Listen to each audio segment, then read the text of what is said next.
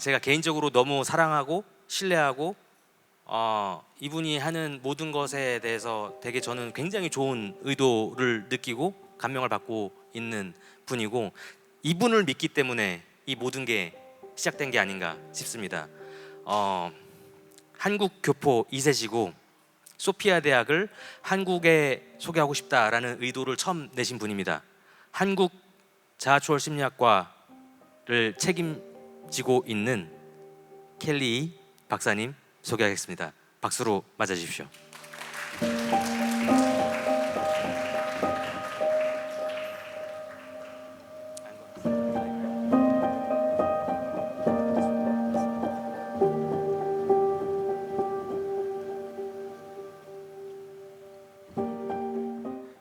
Thank you everyone for being here. I just want to acknowledge everyone for coming out, because otherwise this event cannot happen.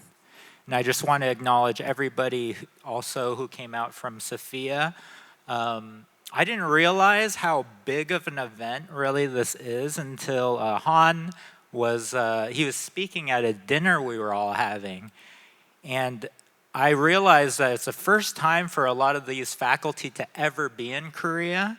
And I felt like, wow, this is a really, really special event and time. And I just really want to acknowledge Han, his real love for people, humanity in Korea is just so profound. And it's really driven his passion to really organize this conference. And also Joy, I've just seen her magic in organizing this conference as well. Like her just feminine presence with Han's drive was really the fuel that made this happen.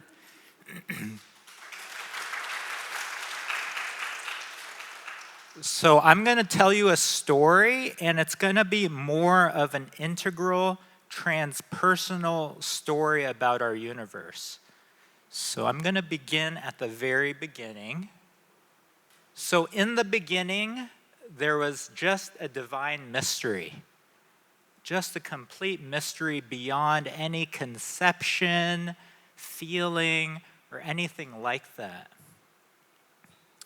And then from that divine mystery, there was an expansion. There was an expansion of space and time. And eventually there's an expansion of these elementary particles. And that from those elementary particles, what formed was light, just pure light in the universe. And from that pure light, what eventually evolved are stars all across our universe. And eventually those stars form galaxies, just tons and tons of endless galaxies all across existence. And then one of those galaxies is the Milky Way. And within that Milky Way, Earth formed.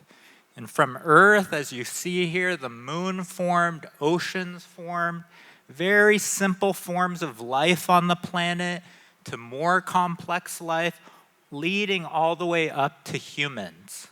And usually, the dominant paradigm in our world today, in the modern world, is that humans have a special type of consciousness that arose from our brain.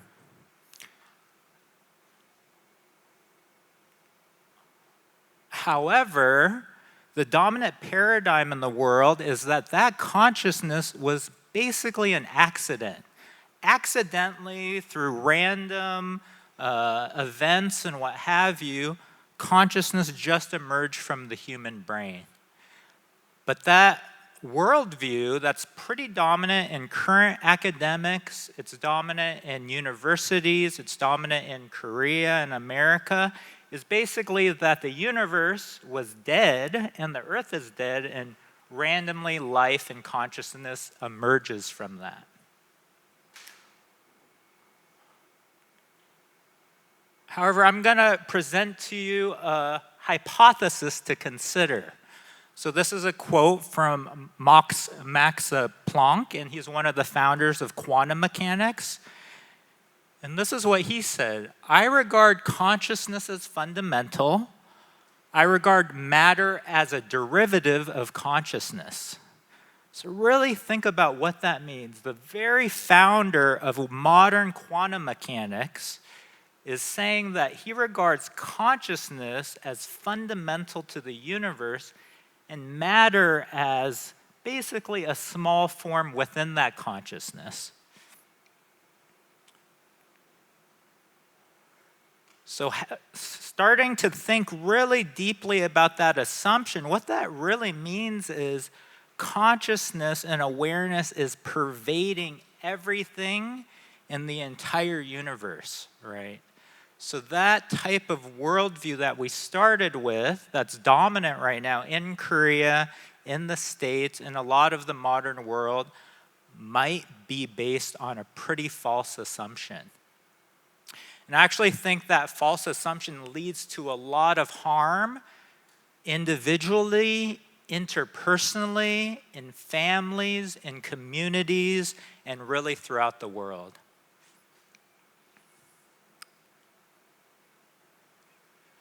So as part of this process, this evolution, something that I feel like is universal, and I just want to speak to from my own experience, is we forget, right? We forget, like, I don't really remember my human birth. I have sometimes some inclinations of that. I don't really remember my human birth. I don't remember where I came from before I was born. I don't even remember a lot of the first years of my life, actually. So I was born actually here in South Korea, but my parents, when I was about 8 months old, they brought me to the US. So I actually don't remember that whole process. But since I was in the US, what I can tell you is I went through a lot of different types of suffering. So some of the suffering I went through being an immigrant in the States is I can remember when I was very young, my mom told me, oh, your dad and your brother, dad took your brother to the river because they want to commit suicide because it's so hard for them being in America right now. Another thing I can tell you is that when I was a little kid, I was probably like 7 or 8 years old. Like a lot of Koreans, they bought a little corner store on the corner. I remember just sitting there behind the counter watching TV, and somebody came up with a gun, pointed it at my dad, and said, "Give me all your money." Yeah, and my dad, I think it's from his crazy Korean roots or the military training, he didn't give him all his money. He tried to grab the gun, threw everything on the sky. And my brother threw a cane at the guy, and the guy ran out, and he robbed the other store. So it's kind of like, don't mess with those crazy Koreans, right? So my life was not easy growing up. So part of this immigrant experience is I lost touch with my roots, right? I lost touch with my connection with Korea. So I grew up, actually, I hated being Korean. Right? The reason why I hated being Korean is people made fun of me at school. Even I actually, it's interesting. I still carry the wounds in that as a child, my parents just spoke Korean to me, and I could only speak Korean up until 5. But then when I was in kindergarten, the teacher would get mad at me, right? And I'm just like the small little kid. I don't understand what's happening. But she's getting mad at me because I can't speak English, right? So my tongue, my voice has always been, like growing up, a really deep issue for me, yeah? So I rejected being Korean as a child, and as an adolescent, there's a lot of rejection of being Korean. But eventually, once I reached college, I would say, and really through the spiritual, that's where my healing opened up. I was raised Christian, but there's a certain point, I went to a Christian boarding school, and I felt like, people dedicating their life to the divine and God, this isn't it, right? So it shook my worldview. I'm like, I don't know if Christianity is it. And I remember my very first romantic relationship, we broke up. I remember being so crying and distraught and praying to God, God, please guide me here. Guide me in what's next. And through very interesting synchronicities, I got initiated into a mystical Indian path that was called Sant Mat. And what this is it's a meditation on inner light and sound. So I started practicing this, and during that time of deeply practicing it, what started happening are very strange experiences. Even to this day, I can't fully explain it, but I started having a lot of visions. And these weren't your normal visions like your imagination. It was literally like you're looking at the material world, but you're seeing a whole different reality. So those started happening for me late high school and early college. And eventually in the middle of college, what happened for me, and this was probably one of the biggest moments in my life, I got this book. It was called A Search in Secret India by Paul Brenton. He was some British journalist. And what the book is about is his journeys in India, talking to different spiritual teachers and masters. And while I'm reading this book, I feel this really strange energy just come in. And while I'm reading the book, even the book's in a different type of voice, not my typical reading voice.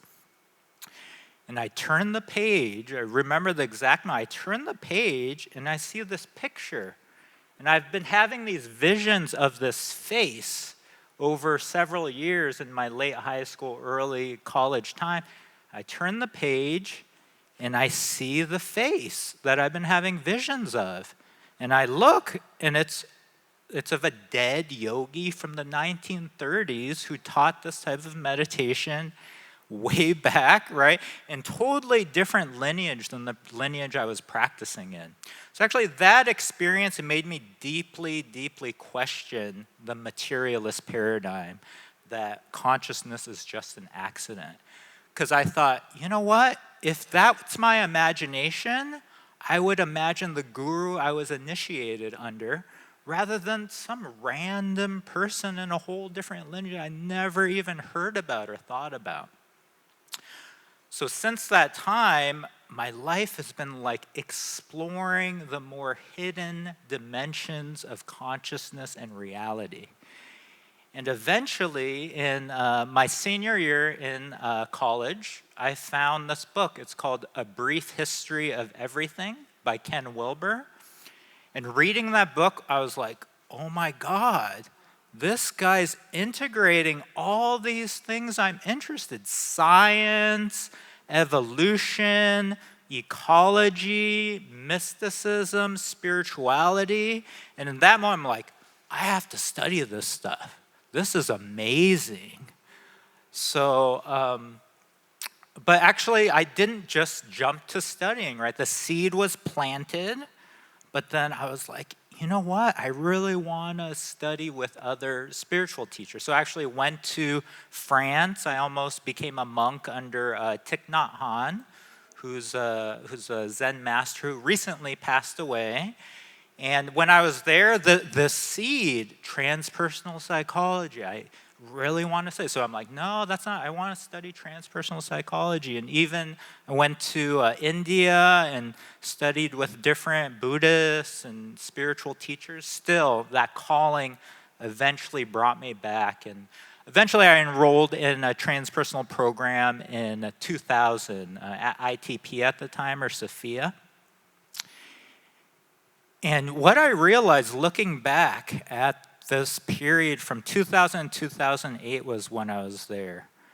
I think transpersonal integral psychology is the most profound tradition on the planet right now. And I'm not just saying that because I teach for Sophia or anything like that. It's just because that's my authentic view. And the reason why is if you study in any particular spiritual or religious tradition, it's like you go into that particular tradition, that's all you study, right? But we're like, no, let's zoom out. Let's understand all these traditions. Let's understand all these wisdom traditions. And not just the wisdom traditions, but also the profound contributions of Western psychotherapy. I'm very curious ever since I've been here with Han and Joy and the communities here, understanding indigenous traditions of Korea, right? Like, how do we study everything on the planet as a unified system? And I think that's one of the profound contributions of Wilbur and profound contributions of the transpersonal integral movement is that's what we're trying to do. And it's quite ambitious, right? And what I'm starting to see too is that, I do want to touch on this too. So in my own process too, what I realize is part of the story here is I have my particular suffering, right? But each of you have your own particular sufferings. And what usually we think is, this is a bad thing. I need to get rid of it, or I need to change it, but actually my understanding of particular sufferings now is, no, it's not a bad thing. It's something profound about each of you, right? Each of you is living a unique story that's totally integrated with the universe, and that unique story includes that suffering, right? And when we learn how to embrace that suffering, when we learn actually there's something important about why this suffering is happening to me, there's something about this that actually starts getting transmuted into your particular gift. Your particular gift is going to be your particular suffering, right? That's what I've deeply, deeply realized. And here's a quote from Dostoevsky, a Russian novelist. Pain and suffering are always inevitable, but for large intelligence and a deep heart, it's necessary, yeah, to become a full person, yeah. So I'm going to wait for that slide. So that's what I learned really through my own process at the Institute of Transpersonal Psychology, is that we need spaces, we need people, we need mentors, we need therapists. We need these communities where people can drop their masks, be raw, be naked, be really, really seen for who we are, and actually be loved there, right? That's something that I felt has been the most catalytic process in my own development. Is my deepest wounds, I felt the most deeply loved. I'll name off my mother. I'll name off actually my experience too, which seems related to this, is some of my deepest healings have come from a non-material intelligence I've had experiences with, which is actually, she shows up as Sophia, or the divine feminine aspect of God from these Gnostic traditions, right? And I don't think it's a coincidence, actually. If you look at Sophia, to me, it's an embodiment of that archetype, that energy. I mean, I love that Carol here is a woman leading the university. I love all the women in power in the university, because women have a very, very deep thing to teach, right? Men have fucked up the earth, right? And we need help. Women like humility, and that's not a bad thing, right? Men having humility, being open to being taught and learn from women, I think actually is part of the healing that needs to happen. So here's a quote from James Hillman. Psychology is ultimately mythology, the study of the stories of the soul. So eventually what my experience is, so our personal suffering gets transmuted into our gift, then our gift is given out to other people. We find our calling, right? We find what we're supposed to do in the world. We're in the flow. Then what transpersonal psychology says is when you self-actualize, you self-transcend, right? Once you self-actualize, you transcend the individual self and you start merging. You start merging with others. You start merging with the earth. You start merging with the universe. And you do a full circle. You start merging with stars. You start merging with light. You start merging with the whole divine mystery. It becomes a full circle. And what I see with Sophia, what I want to birth here actually with Sophia is a tradition, a school, a tradition, whatever you want to call it, of this process, right? Whoever comes into our program where we support them through this full holistic process so they can give their gifts to the world and ultimately merge back into stars, starlight, and into the divine mystery. Thank you. Great job.